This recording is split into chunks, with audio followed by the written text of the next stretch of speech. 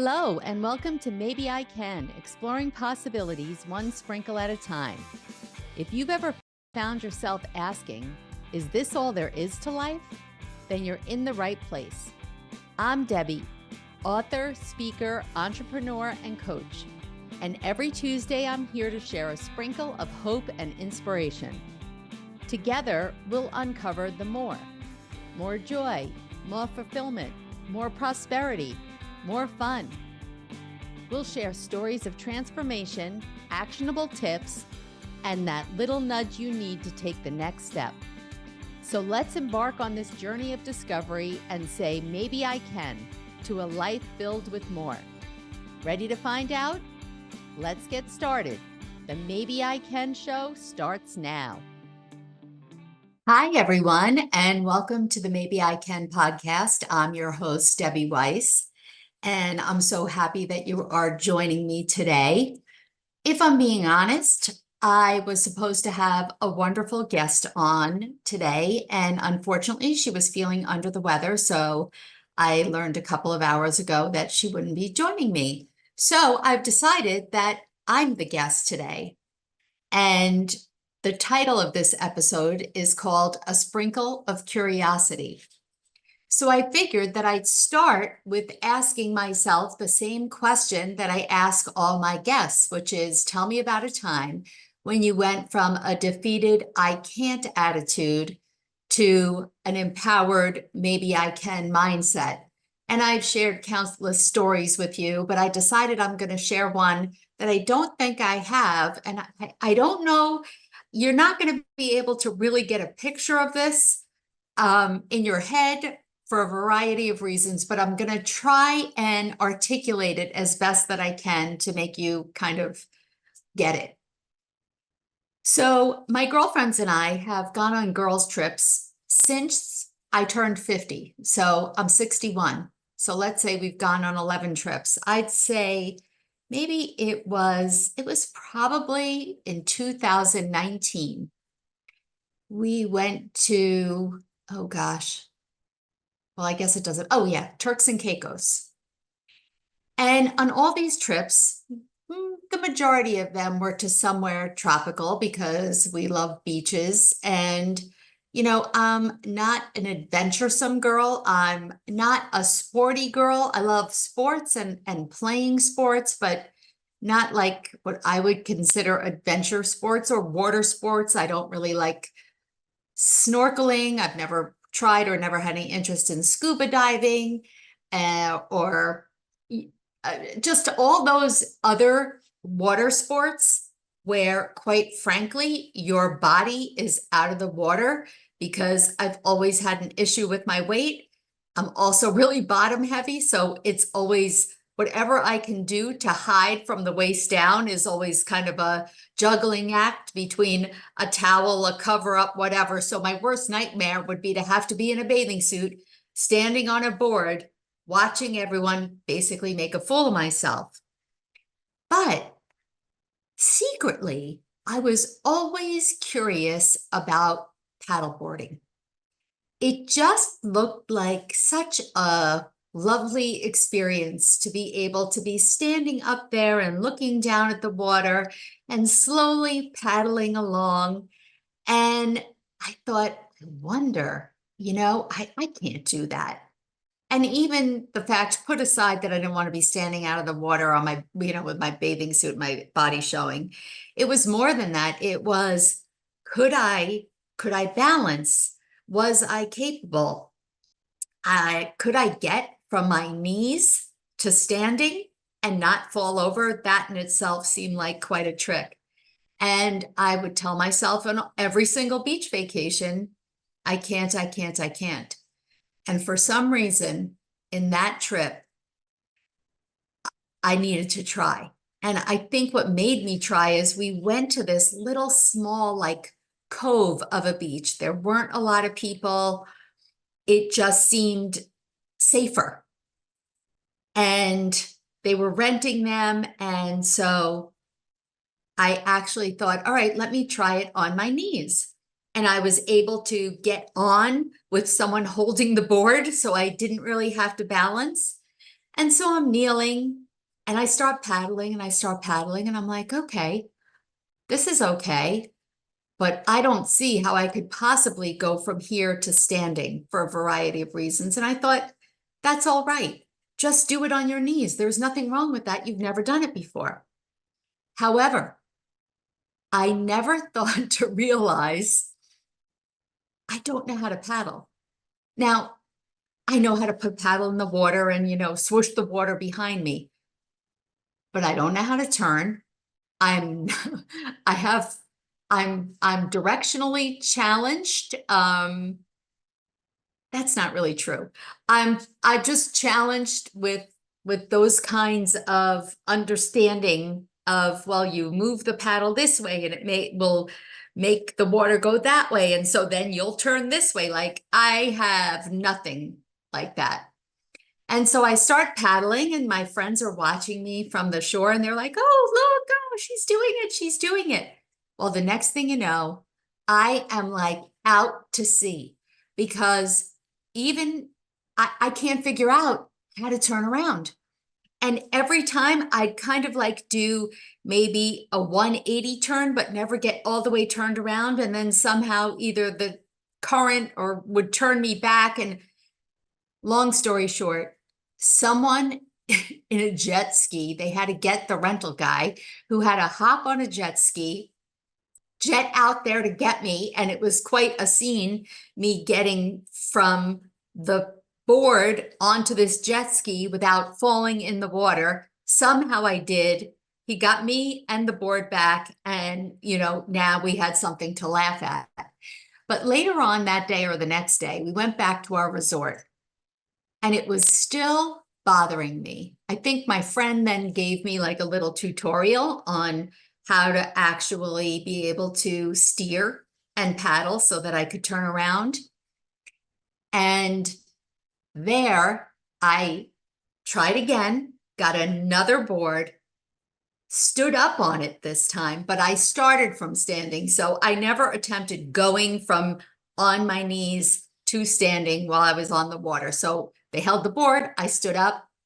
I did it. I went pretty far.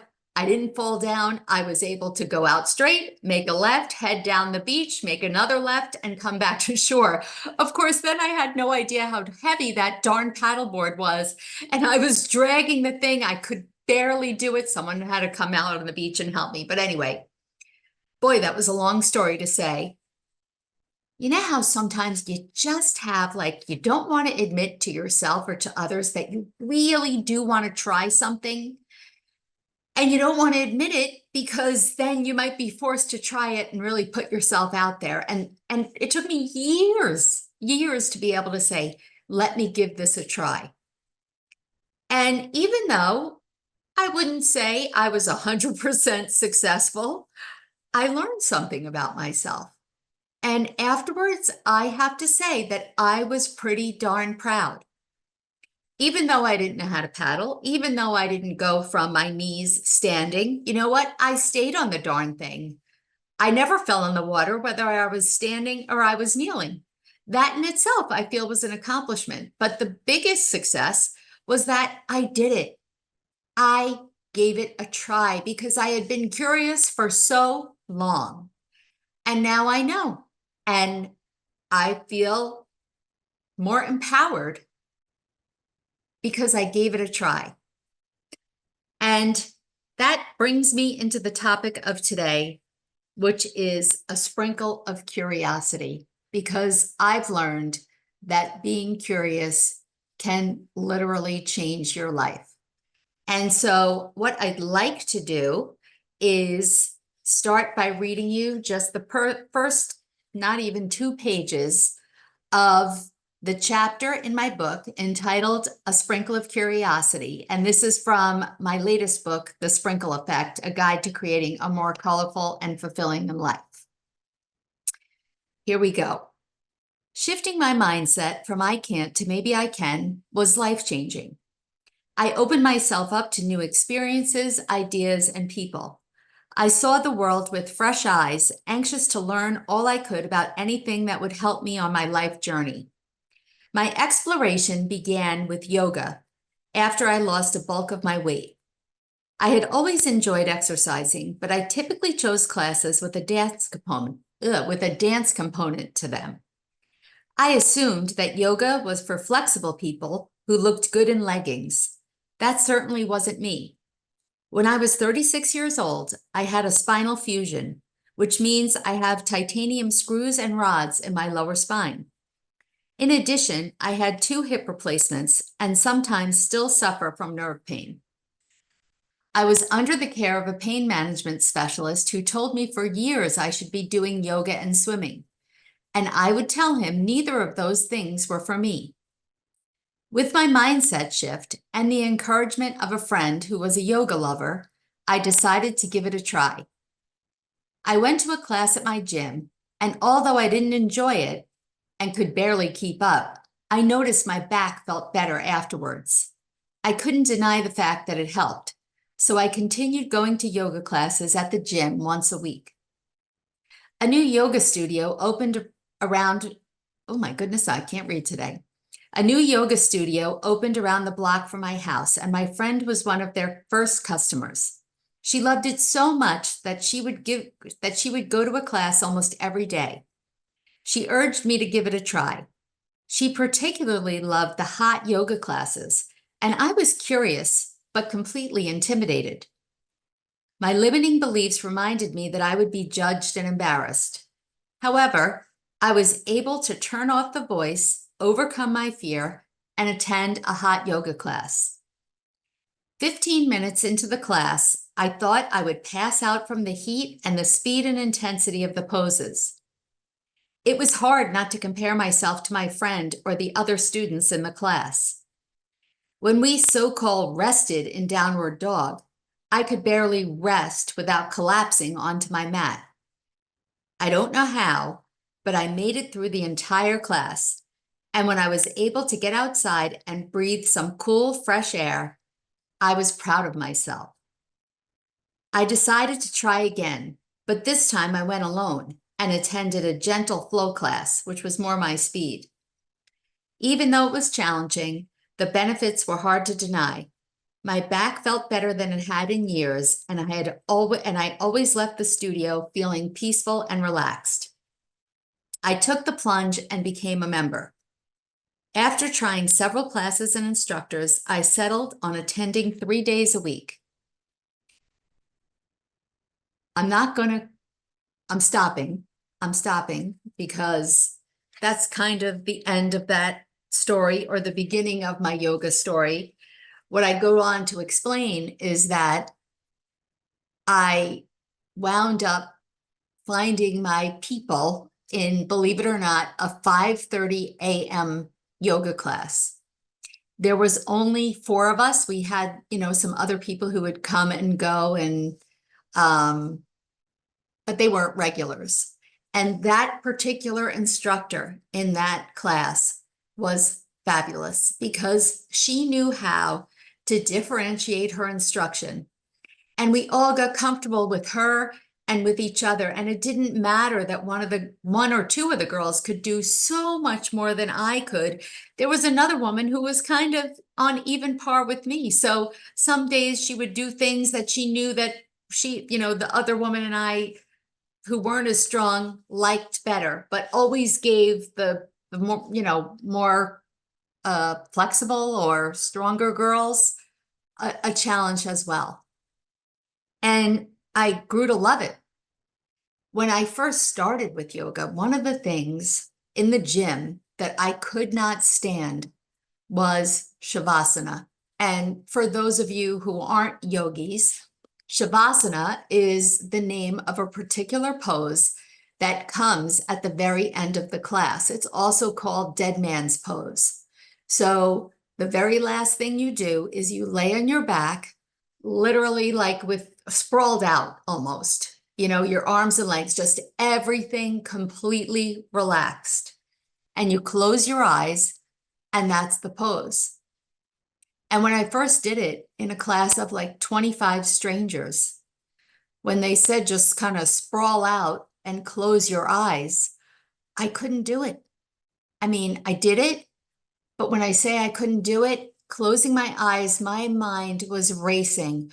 I can't believe I'm closing my eyes. Oh my goodness, there's all these people here. Are they opening their eyes and looking at me? Is my shirt pulled up too much on this side? What is the instructor thinking? Is he looking around at everybody and seeing what they look like, how they're doing?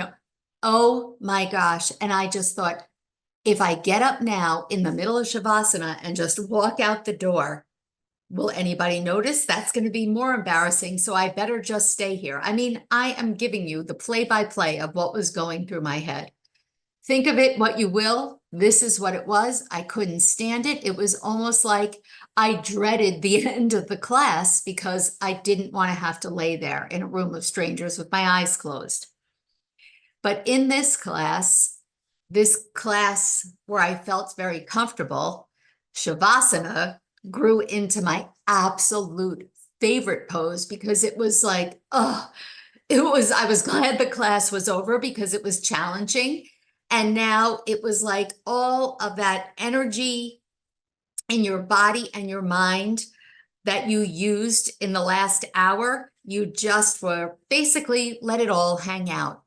Take a deep breath and relax. And when you could fully relax mind and body into that pose, it was amazing. But you only did that for, let's say, I don't know, it depends on the teacher and the class, let's say 2 to 5 minutes at the most.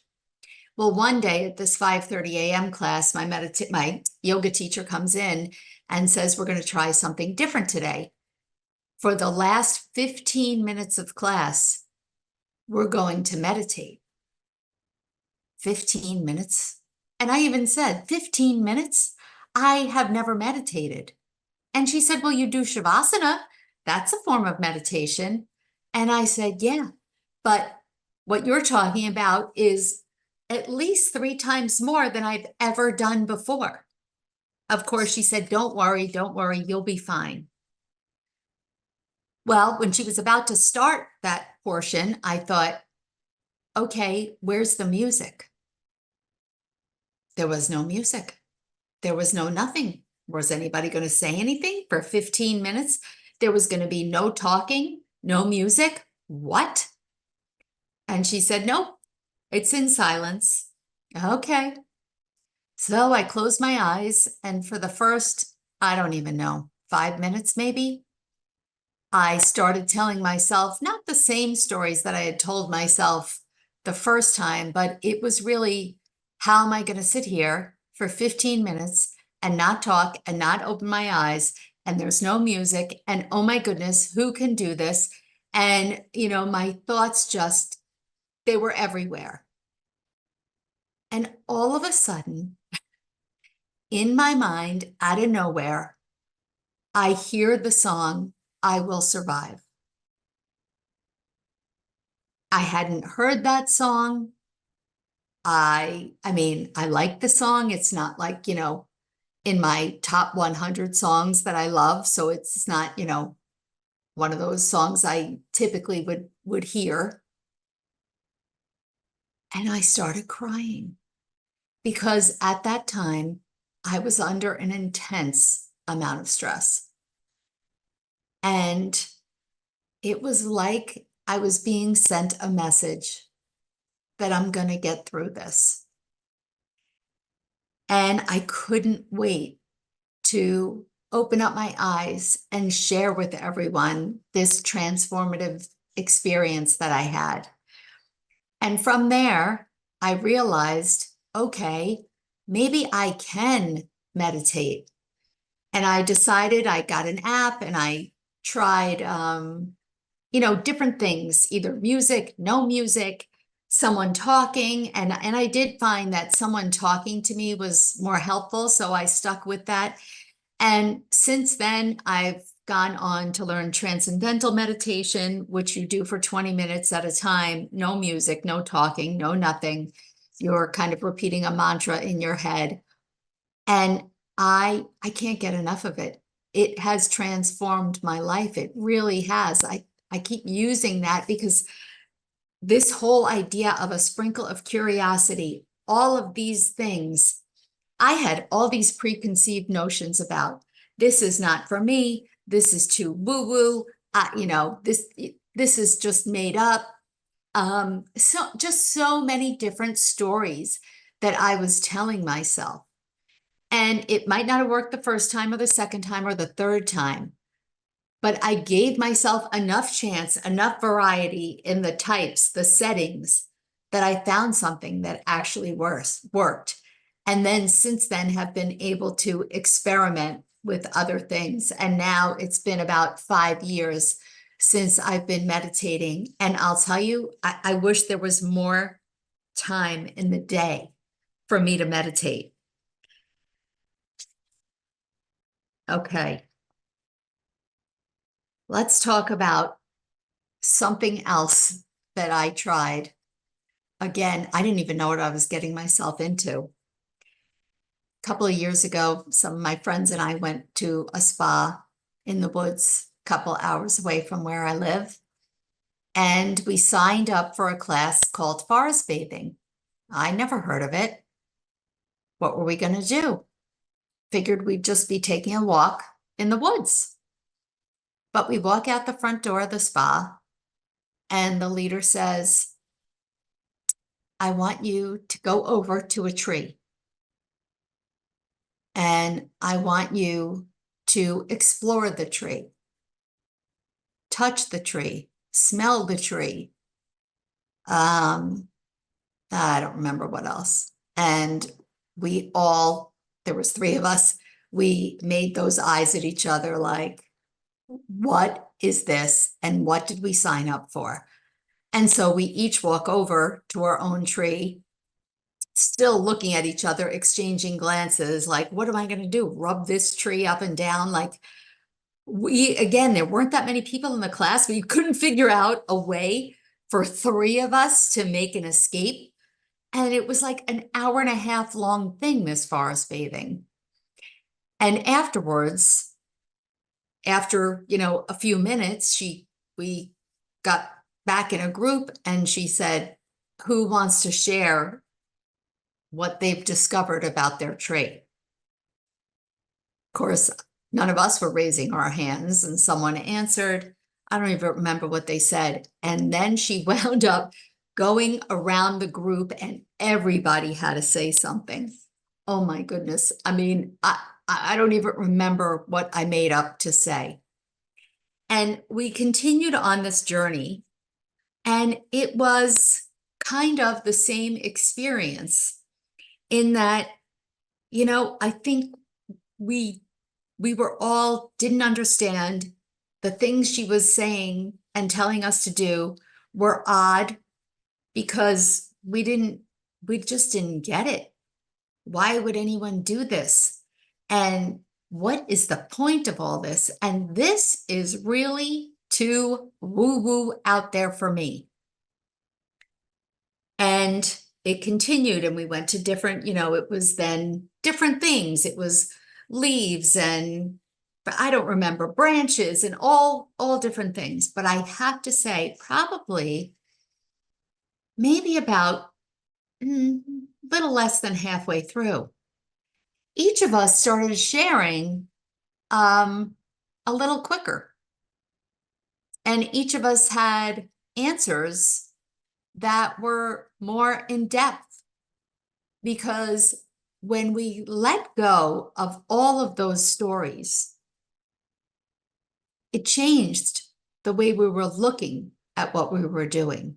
Our minds were more open to the experience, open to what this woman was telling us to do and explaining to us how, we all, us and everything in this world, everything in nature, how we all need each other and how we all work together. And by the end, we were calm and peaceful. And I'll tell you, I came home and I thought, where can I find around where I live forest bathing? Is it a thing? Like, do people around here do it? And I looked into it a little bit, but never really found anything that worked for me. And I can't even believe it. I can't even believe it. If you had asked any of us, I mean, we were really, when the woman wasn't talking in the first, half hour, the three of us were plotting how to make our great escape. But when you open your mind, when you really open your mind and you stop telling yourself these stories, these assumptions, or calm these fears, your life can literally change. So many of the things that I've tried have changed my life and enriched them. But if we stay with what we know 24/7 and don't explore, we will never grow. We're not opening ourselves up to new possibilities. And sure, some of the things that I tried, they weren't for me, and that's okay. It doesn't matter. I'm not going to become a regular paddleboarder. That's okay. I gave it a try, and I'm proud of myself. Let me just read to you the last couple of paragraphs of this chapter. Was I dropped into an alternate universe? I was discovering there was an entire world out there that I knew nothing about. Not everything I tried was for me, but that was okay. And it won't be for you either. It doesn't matter.